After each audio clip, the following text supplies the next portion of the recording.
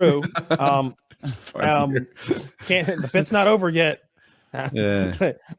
But it was one of the worst things I've seen from that war so far. But the stuff that I've enjoyed is the body cam stuff. These guys are warfare. I watched. It's like paintball shit. I watched like 8 Ukrainians run up on a Russian who was down in a trench, and the Russian is like, "Fuck!" throws his hands up, and the guy takes his AK and puts it kind of next to the Russian's head and goes bop bop bop, and like the sound like discombobulates him. He gives him a left-handed punch in the mouth. The Russian goes, ugh, and then somebody grabs the Russian and drags him away, and then they keep pushing forward with their fucking rifles and shit, looking for more. It was so cool. It was like something out of a movie because the camera is so, it's a GoPro. I can see the expression on this Russian's face. He's punching distance away from the camera. Like the camera guy, man, pops him one. That's a good one. I didn't see it. I watched the war updates every single day. Every single day I watch how the front lines move. And it's mostly like pro-Ukrainian sources, which makes me not fully trust it, as you shouldn't. But they seem to be like they predicted Bakhmut would fall weeks ago. So it's not like unrealistically positive news, but it does put a sort of pro-Ukrainian slant on it. And they've just been losing lately. And by losing, say that again. The Russians are calling up 500,000 men, 1,800 tanks, and a cadre of helicopters and planes. They're about to make a very big push. The Russians are. The Russians are. The war is about to go into its next spring phase. Any day now, there's going to be a big thing popping off. I saw today that the Russians shot a lot of ballistic missiles, including maybe 8 or 10 hypersonic missiles and like 70 drones. Like there was a lot of like striking today from the Russians. But yeah, the war is about to ramp up again in the spring now that it's warming up, and for the past the treaded vehicles can move.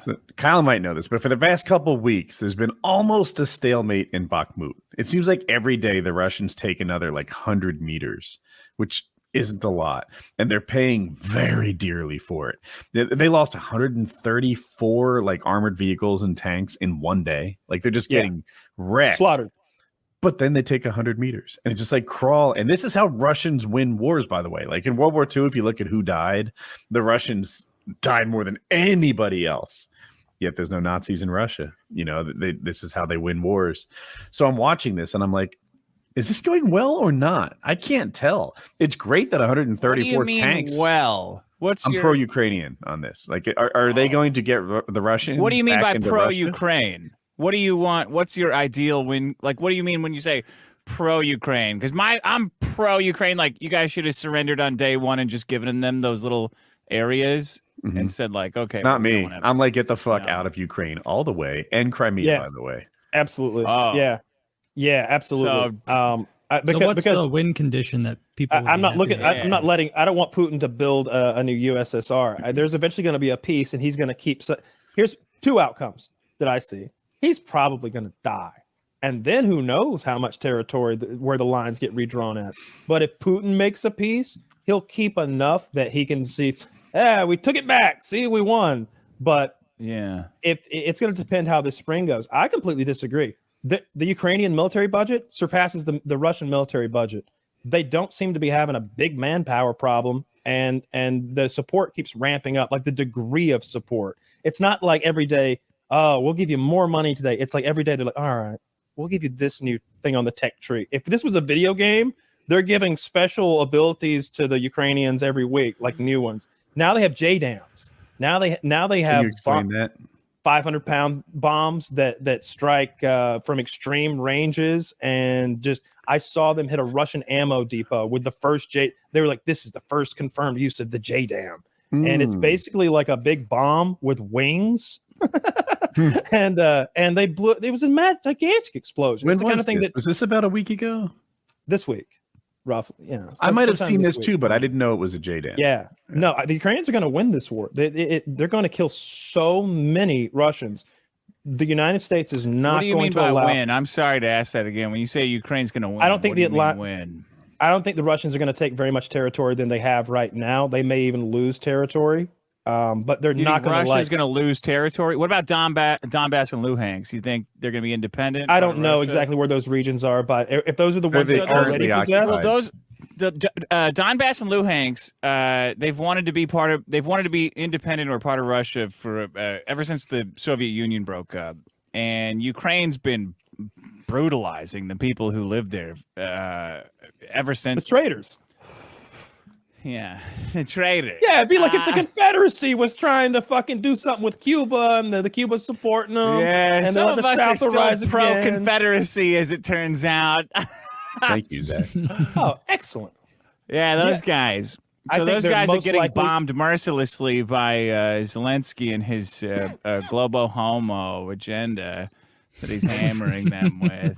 Do you think they deserve to be independent or not? Like, do you think those two areas deserve to be their own states or not? I don't think it matters what I think, because I don't know anything about those two areas. But the realities of this war, I think, are that those areas are likely to, in some part, be Russian and some part be the Ukrainian. They're going to have to split that shit up. But what I don't think is going to happen is they're going to take all that shit, take Kiev, like conquer Ukraine, push the lines to Poland. That ain't happening. If you want to see, the scary thing is Putin's already lost, and the West is trying to let him save face, but he keeps pushing. And he's pushing toward an eventuality where the West has to push back, and then it's scary because maybe he loses too much face and he uses a nuclear weapon of some kind. Yeah, before which city would you like him to nuke? Well, he would shoot one right here on this map. Is where the nuke would go. But I'm not. A couple of weeks ago, Putin had a big speech, and part of the speech was supposed to be him touting that today we tested an ICBM. He couldn't put it in the speech. It had to be removed because they tried and failed to launch one of their ICBMs. It didn't work. They're going to test an ICBM, and when they fired one up that I'm sure they handpicked, that one's shiny. Yeah. It didn't fucking work. I bet our shit is taken care of. You know what I mean? Like I'm not afraid of Russia, and I don't think we should be afraid of Russia. I think Russia's a third-rate power. We should focus on China. And I think with our pocketbook and our left hand, we can destroy Russia, but we need to be looking over toward China. Wait, why do you want to destroy China? Why do you want to destroy either of them? I don't want to destroy either of them. I want that war to stop though, because that's messing up the whole global economy and supply chains, and war's no good. But Putin seems like an evil guy, and I don't like him winning. And he started a war. Yeah, he invaded another country. Fuck him. Let him. Well, lose. he's defending those Luhansk and Donbass areas. Oh, they he's said such they're a dependent. hero.